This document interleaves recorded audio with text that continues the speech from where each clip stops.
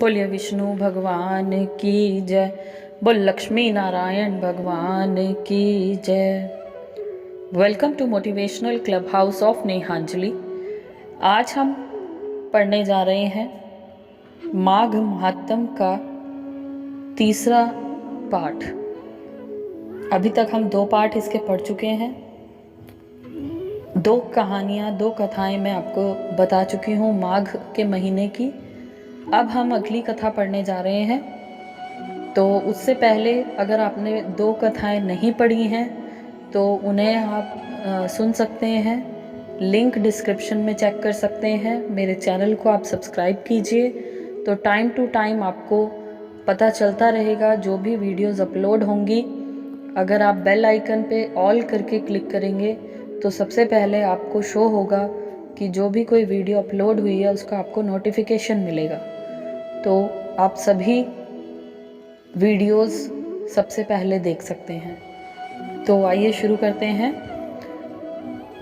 आज हम पढ़ेंगे मृग श्रृंग मुनि के द्वारा माघ के पुण्य से एक हाथी का उद्धार तथा मरी हुई कन्याओं का जीवित होना।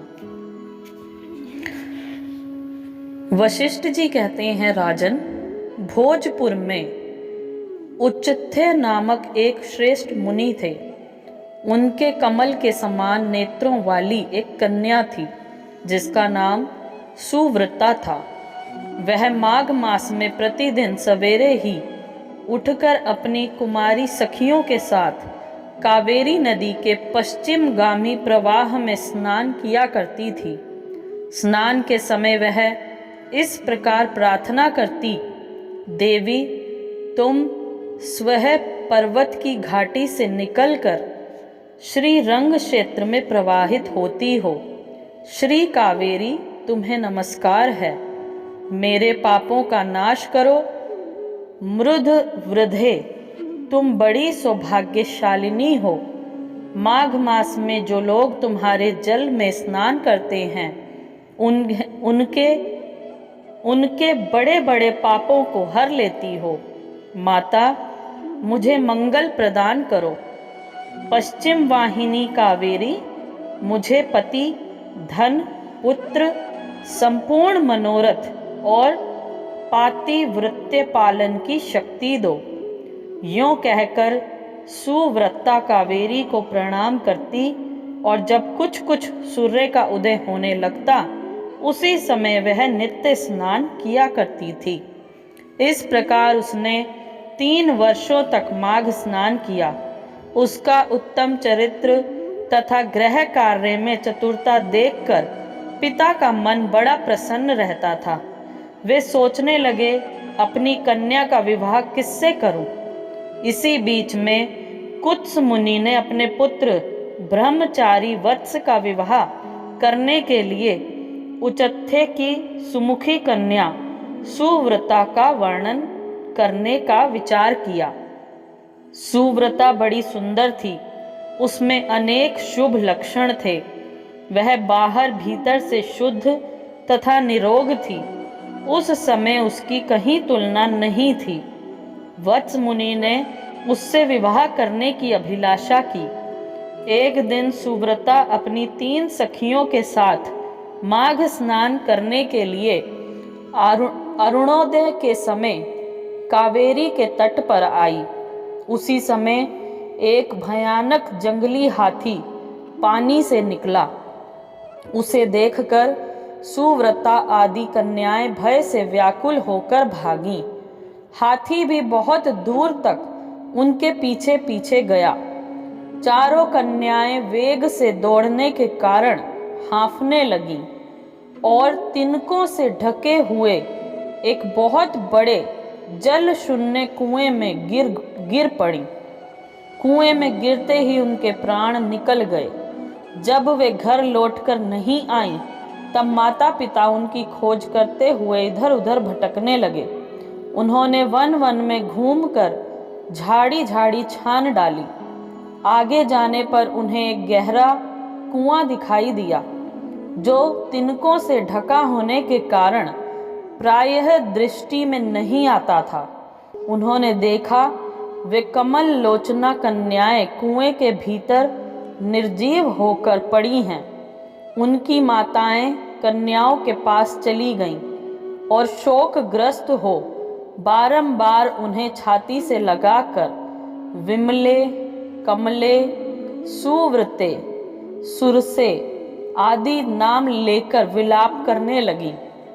कन्याओं की माताएं जब इस प्रकार जोर जोर से क्रंदन कर रही थीं, उस समय तपस्या के भंडार, कांतिमान, धीर तथा जितेंद्रिय श्रीमान भृंग श्रृंग मुनि वहां आ पहुँचे।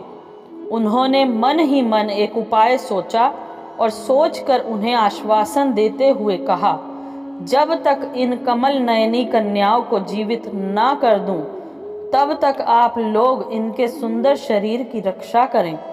यूं कहकर मुनि परम पावन कावेरी के तट पर गए और कंठ भर पानी में खड़े हो मुख और भुजाओं को ऊपर उठाए सूर्य देव की ओर देखते हुए मृत्यु देवता की स्तुति करने लगे। इसी बीच में एक समय वही हाथी पानी के भीतर से उठा और उन ब्राह्मण मुनि को मारने के लिए सूंड उठाए बड़े वेग से उनके समीप आया। हाथी का क्रोध देखकर श्री मुनिवर मृंग श्रृंग जल से विचलित नहीं हुए, अपितु चित्र लिखित से चुपचाप खड़े रहे। पास आने पर एक ही क्षण में उस गजराज का क्रोध चला गया। वे बिल्कुल शांत हो गया। उसने मुनि को सूंड से पकड़कर अपनी पीठ पर बैठा लिया। मुनि उसके भाव को समझ गए। उसके कंधे पर सुखपूर्वक बैठने से उन्हें बड़ा संतोष हुआ और जप समाप्त करके हाथ में जल ले, मैंने 8 दिनों के माघ स्नान का पुण्य तुम्हें दे दिया। यूं कहकर उन्होंने शीघ्र ही वह जल हाथी के मस्तक पर छोड़ दिया। इससे गजराज पाप रहित हो गया और मानो इस बात को स्वयं भी समझते हुए उसने प्रलयकालीन मेघ के समान बड़े जोर से गर्जना की। उसकी इस गर्जना से भी मुनि के मन में बड़ी प्रसन्नता हुई और उन्होंने कृपा पूर्वक उस गजराज की ओर देखकर उसके ऊपर अपना हाथ फेरा। मुनि के हाथ का स्पर्श होने से उसके हाथी का शरीर त्याग दिया और आकाश में देवता की भांति दिव्य रूप धारण किए दृष्टि गोचर हुआ। उस रूप में उसे देखकर मुनीश्वर को बड़ा विस्मय हुआ। तब दिव्य रूपधारी उस जीव ने कहा, मुनीश्वर, मैं कृतार्थ हो गया, क्योंकि आपने मुझे अत्यंत निंदित एवं पापमयी पशु योनि से मुक्त कर दिया। दयानिधे, अब मैं अपना सारा वृतांत बतलाता हूँ, सुनिए। पूर्व काल की बात है।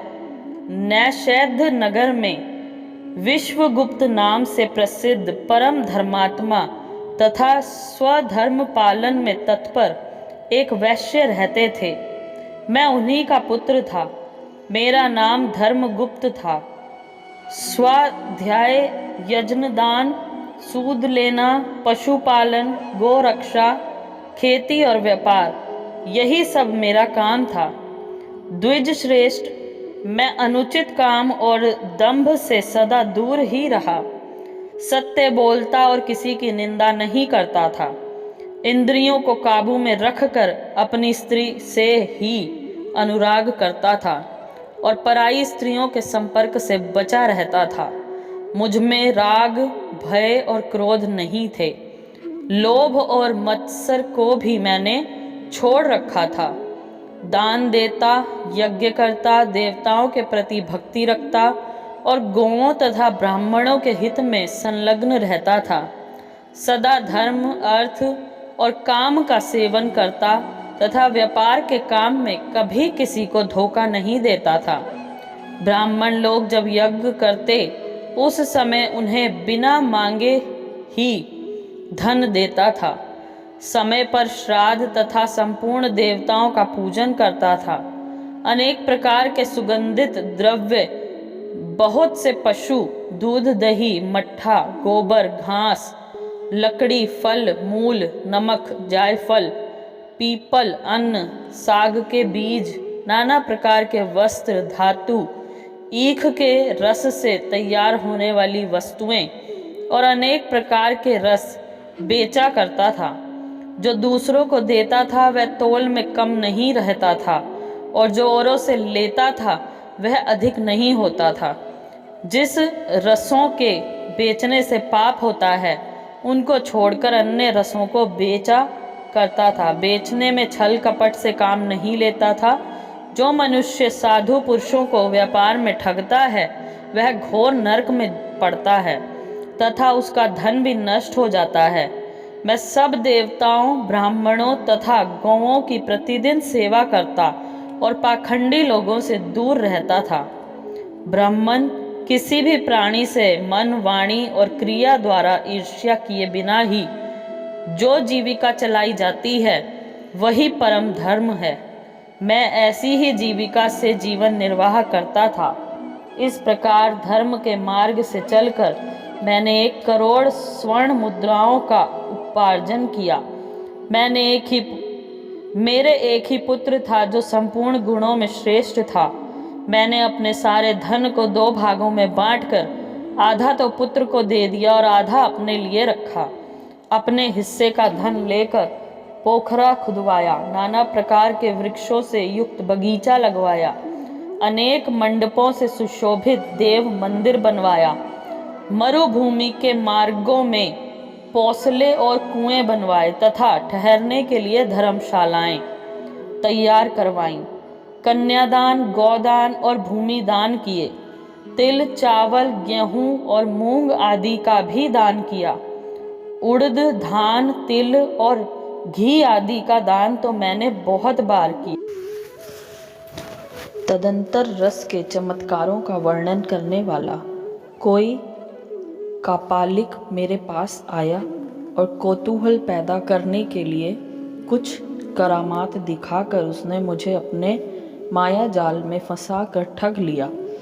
उसकी करतूतें देखकर उसके प्रति मेरा विश्वास बढ़ गया और रसवाद, चांदी, सोना आदि बनाने के नाम पर मेरा सारा धन बर्बाद हो गया। उस कपालिक ने मुझे भ्रम में डालकर बहुत दिनों तक भटकाया। उसके लिए धन दे देकर मैं दरिद्र हो गया।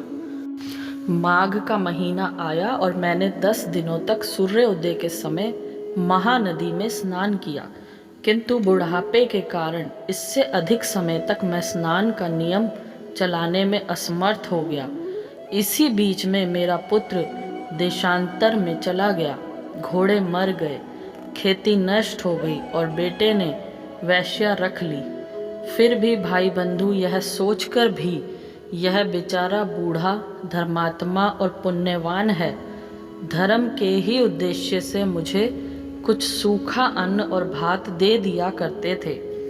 अब मैं अपना धर्म बेचकर कुटुंब का पालन पोषण करने लगा। केवल माघ स्नान के फल को नहीं बेच सका। एक दिन जिह्वा की लोलुपता के कारण दूसरे के घर पर खूब गले तक ठूंस कर मिठाई खा ली। इससे अजीर्ण हो गया। अजीर्ण से अतिसार की बीमारी हुई और उससे मेरी मृत्यु हो गई। केवल माघ स्नान के प्रभाव से मैं एक मनवंतर तक स्वर्ग में देवराज इंद्र के पास रहा और पुण्य की समाप्ति हो जाने पर हाथी की योनि में उत्पन्न हुआ। जो लोग धर्म बेचते हैं वे हाथी ही होते हैं।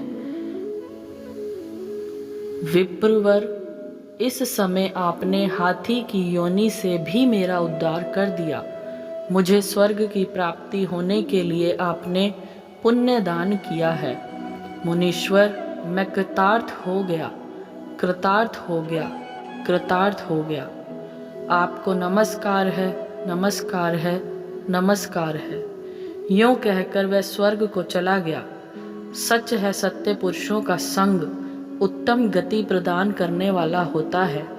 इस प्रकार महानुभाव मृगशृंग वैश्य को हाथी की योनि से मुक्त करके स्वयं गले तक पानी में खड़े हो सूर्य नंदन यमराज की स्तुति करने लगे। ओम यम धर्मराज मृत्यु अंतक वैवस्वत काल सर्वभूतेश्य औदुंबर दध्न नील परमेष्ठी वृकोदर चित्र और चित्रगुप्त, इन 14 नामों से पुकारे जाने वाले भगवान यमराज को नमस्कार है, जिनका मुख दाढ़ों के कारण विकराल प्रतीत होता है और टेढ़ी बोहों से युक्त आँखें क्रूरतापूर्ण जान पड़ती हैं, जिनके शरीर में ऊपर की ओर उठे हुए बड़े बड़े रोम हैं तथा ओंठ भी बहुत लंबे दिखाई देते हैं, ऐसे आप यमराज को नमस्कार है। आपके अनेक भुजाएं हैं, अनंत नख हैं तथा कज्जल गिरी के समान काला शरीर और भयंकर रूप हैं। आपको नमस्कार है। भगवान, आपका वेश बड़ा भयानक है। आप पापियों को भय देते, काल दंड से धमकाते और सब प्रकार के अस्त्र शस्त्र धारण करते हैं। बहुत बड़ा भैंसा आपका वाहन है। आपके नेत्र दहकते हुए अंगारों के समान जान पड़ते हैं। आप महान हैं। मेरु पर्वत के समान आपका विशाल रूप है। आप लाल माला और वस्त्र धारण करते हैं। आपको नमस्कार है।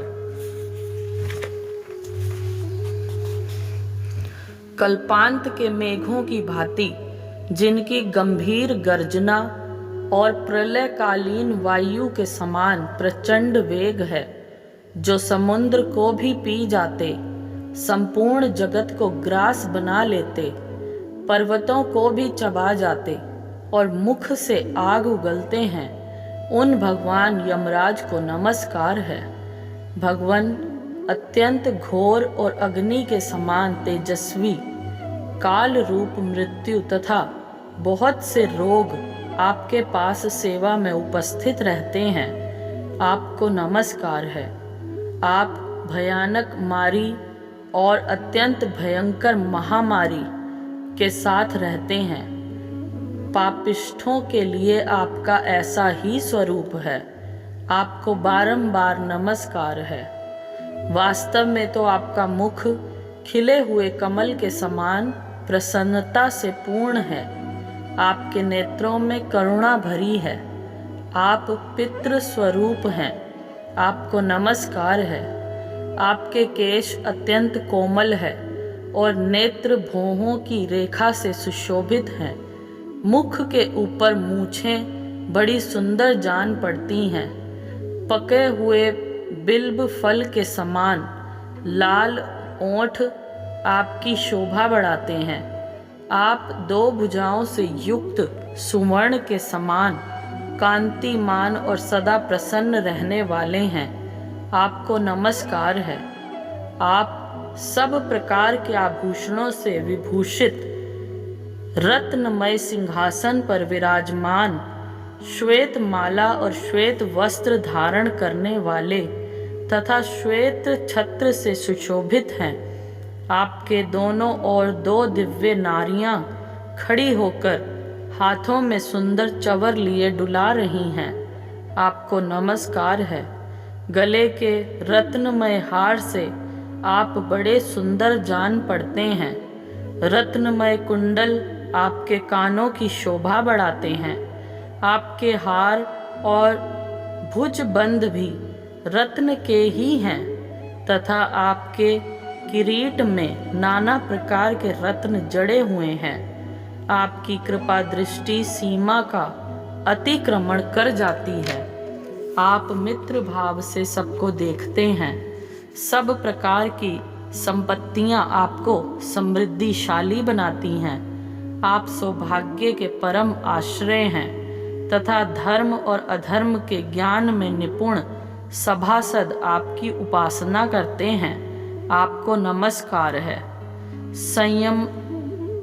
संयम मणिपुरी की सभा में शुभ्र रूप वाले धर्म, शुभ लक्षण सत्य, चंद्रमा के समान मनोहर रूपधारी शम, दूध के समान उज्ज्वल दम तथा वर्णाश्रम जनित विशुद्ध आचार आपके पास मूर्तिमान होकर सेवा में उपस्थित रहते हैं, आपको नमस्कार है।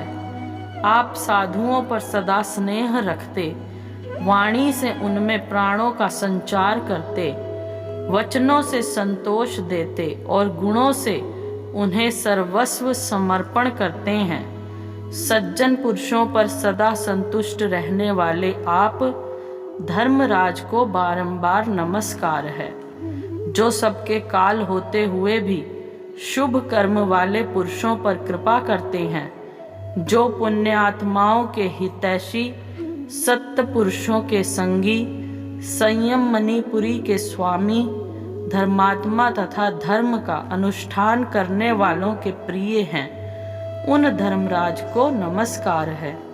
जिसकी पीठ पर लटके हुए घंटों की ध्वनि से सारी दिशाएं गूंज उठती हैं तथा जो ऊंचे ऊंचे सींगों और फुंकारों के कारण अत्यंत भीषण प्रतीत होता है, ऐसे महान भैंसे पर जो विराजमान रहते हैं तथा जिनकी 8 बड़ी बड़ी भुजाएं क्रमशः नाराज, शक्ति, मूसल, खड्ग, गदा, त्रिशूल, पाश और अंकुश से सुशोभित हैं, उन भगवान यमराज को प्रणाम है। जो 14 सत्य पुरुषों के साथ बैठकर जीवों के शुभाशुभ कर्मों का भली भांति विचार करते हैं, साक्षियों द्वारा अनुमोदन कराकर उन्हें दंड देते हैं तथा संपूर्ण विश्व को शांत रखते हैं, उन दक्षिण दिशा के स्वामी शांत स्वरूप यमराज को नमस्कार है।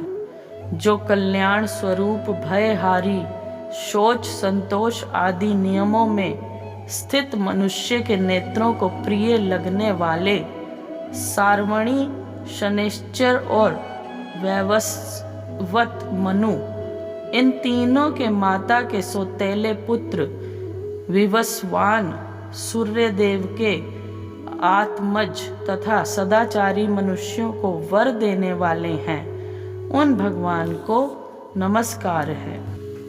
भगवान, जब आपके दूत पापी जीवों को दृढ़ता पूर्वक बांधकर आपके सामने उपस्थित करते हैं, तब आप उन्हें ये आदेश देते हैं कि इन पापियों को अपने घोर नरकों में गिराकर छेद डालो, टुकड़े टुकड़े कर दो, जला दो, सुखा डालो, पीस दो। इस प्रकार की बातें कहते हुए यमुना जी के ज्येष्ठ भ्राता आप यमराज को मेरा प्रणाम है।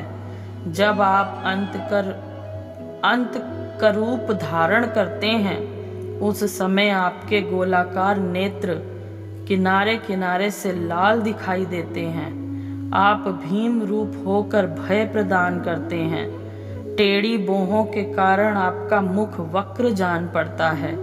आपके शरीर का रंग उस समय नीला हो जाता है तथा आप अपने निर्दयी दूतों के द्वारा शास्त्रोक्त नियमों का उल्लंघन करने वाले पापियों को खूब कड़ाई के साथ धमकाते हैं। आपको सर्वदा नमस्कार है।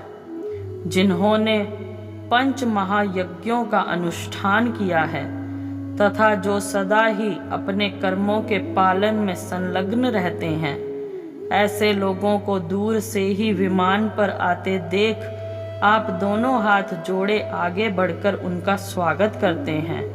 आपके नेत्र कमल के समान विशाल हैं तथा आप माता संज्ञा के सुयोग्य पुत्र हैं। आपको मेरा प्रणाम है।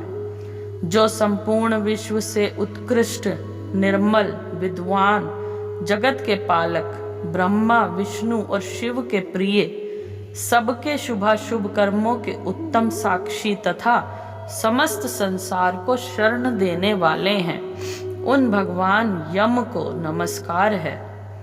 वशिष्ठ जी कहते हैं, इस प्रकार स्तुति करके मृगशृंग ने उदारता और करुणा के भंडार तथा दक्षिण दिशा के स्वामी भगवान यम का ध्यान करते हुए उन्हें साष्टांग प्रणाम किया। इससे भगवान यम को बड़ी प्रसन्नता हुई। वे महान तेजस्वी रूप धारण किए मुनि के सामने प्रकट हुए। उस समय उनका मुख कमल प्रसन्नता से खिला हुआ था और किरीट, हार, केयूर और मणिमय कुंडल धारण करने वाले अनेक सेवक चारों ओर से उनकी सेवा में उपस्थित थे। यमराज ने कहा, मुने, मैं तुम्हारे इस स्तोत्र से बहुत संतुष्ट हूँ और तुम्हें वर देने के लिए यहाँ आया हूँ। तुम मुझसे मनोवांछित वर मांगो, मैं तुम्हें अभीष्ट वस्तु प्रदान करूँगा। उनकी बात सुनकर मुनीश्वर मृगशृंग उठकर खड़े हो गए। यमराज को सामने उपस्थित देख उन्हें बड़ा विस्मय हुआ। उनके नेत्र प्रसन्नता से खिल उठे। कृतांत को पाकर उन्होंने अपने को सफल मनोरथ समझा और हाथ जोड़कर कहा, भगवन, इन कन्याओं को प्राणदान दीजिए। मैं आपसे बारंबार यही याचना करता हूँ। मुनि का कथन सुनकर धर्मराज ने अदृश्य रूप से उन ब्राह्मण कन्याओं को उनके शरीर में भेज दिया। फिर तो सोकर उठे हुए की भांति वे कन्याएं उठ खड़ी हुईं। अपनी बालिकाओं को सचेत होते देख माताओं का बड़ा हर्ष हुआ। कन्याएं पहले की ही भांति अपना अपना वस्त्र पहनकर माताओं को बुला उनके साथ अपने घर गईं। वशिष्ठ जी कहते हैं, इस प्रकार विप्रवर मृगशृंग को वरदान दे यम देवता अपने पार्षदों के साथ अंतर्ध्यान हो गए। इधर ब्राह्मण भी यमराज से वर पाकर बड़ी प्रसन्नता के साथ अपने आश्रम को लौटे। जो मानव प्रतिदिन यमराज की इस स्तुति का पाठ करेगा उसे कभी यम यातना नहीं भोगनी पड़ेगी। उसके ऊपर यमराज प्रसन्न होंगे। उसकी संतति का कभी अपमृत्यु से पराभव ना होगा। उसे इस लोक और परलोक में भी लक्ष्मी की प्राप्ति होगी तथा उसे कभी रोगों का शिकार नहीं होना पड़ेगा। बोलिए विष्णु भगवान की जय। So thank you so much friends. आज की कथा को हम यहीं विश्राम देते हैं। इससे आगे अगली कथा हम आपको सुनाएंगे अगली वीडियो में। अगर आपको कथा पसंद आई हो तो प्लीज़ इसे लाइक कीजिए और ज़्यादा से ज़्यादा शेयर कीजिए। Thank you so much. जय माता दी।